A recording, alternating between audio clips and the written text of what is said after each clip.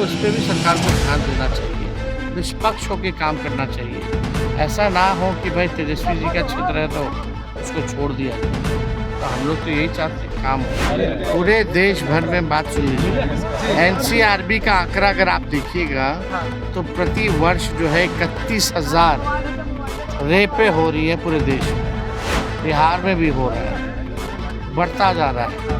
हमको यही है कि बिहार में लॉ एंड ऑर्डर पूरी तरीके से फेल हो चुका है। मुख्यमंत्री का इकबाल खत्म हो चुका है और उनसे बिहार संभल नहीं रहा, थक चुके हैं, उनसे कोई काम नहीं। आपको पता है कि तेजस्वी प्रसाद यादव अब बिहार की यात्रा पर निकलने वाला, और उससे पहले तेजस्वी प्रसाद यादव नाव पर सवार होकर के राघोपुर पहुंचे।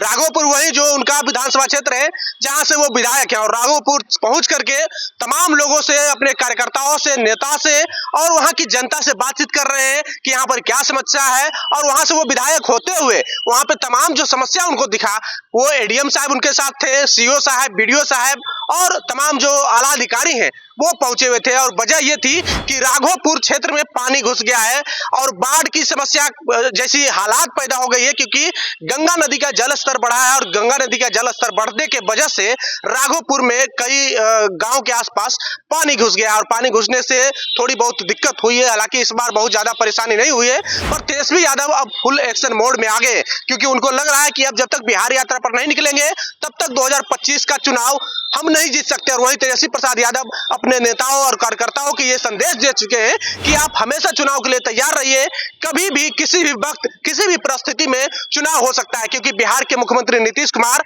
थक चुके हैं, उनसे बिहार संभल नहीं रहा है, बिहार में अराजकता का माहौल है, बिहार के मुख्यमंत्री नीतीश कुमार का इकबाल नहीं रहा, शासन प्रशासन का इकबाल नहीं रहा है, और जो आला अधिकारी अफसर हैं वो सरकार चला रहे हैं, यानी कि अफसरशाही बिहार में बढ़ गया है। तो इस वजह से तेजस्वी प्रसाद यादव अपने विधानसभा क्षेत्र से शुरुआत कर रहे हैं, और अपने क्षेत्र से शुरुआत कर करके बिहार की तमाम वो समस्या है उसको लेकर के अब जनता के बीच में जाएंगे।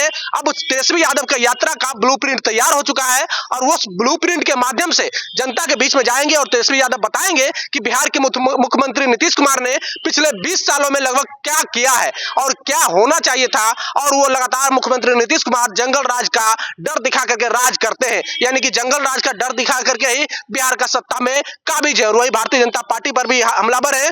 और वहीं तेजस्वी प्रसाद यादव अब फुल एक्शन मोड में है और पूरी तरह से प्लान तैयार कर चुके हैं कि किसी भी प्रकार से 2025 का फतह जरूरी है। जब तक 2025 फतह नहीं कर पाएंगे तब तक बिहार और देश की राजनीति में हमारी पैठ नहीं बनेगी। तेजस्वी प्रसाद यादव अभी नेता प्रतिपक्ष हैं और बिहार विधानसभा में, और बिहार के तमाम लोगों को जो एनडीए से नाखुश है उनकी जो आस है अब तेजस्वी प्रसाद यादव से जुड़ी हुई है। अब तेजस्वी प्रसाद यादव चाह रहे हैं कि हम जनता के बीच में जाएंगे और जनता से ही सवाल करेंगे कि आपकी क्या क्या परेशानी है, और उस सवाल को सरकार के समकक्ष रखेंगे और सवाल को हल करने की कोशिश करेंगे सरकार के साथ मिलकर के।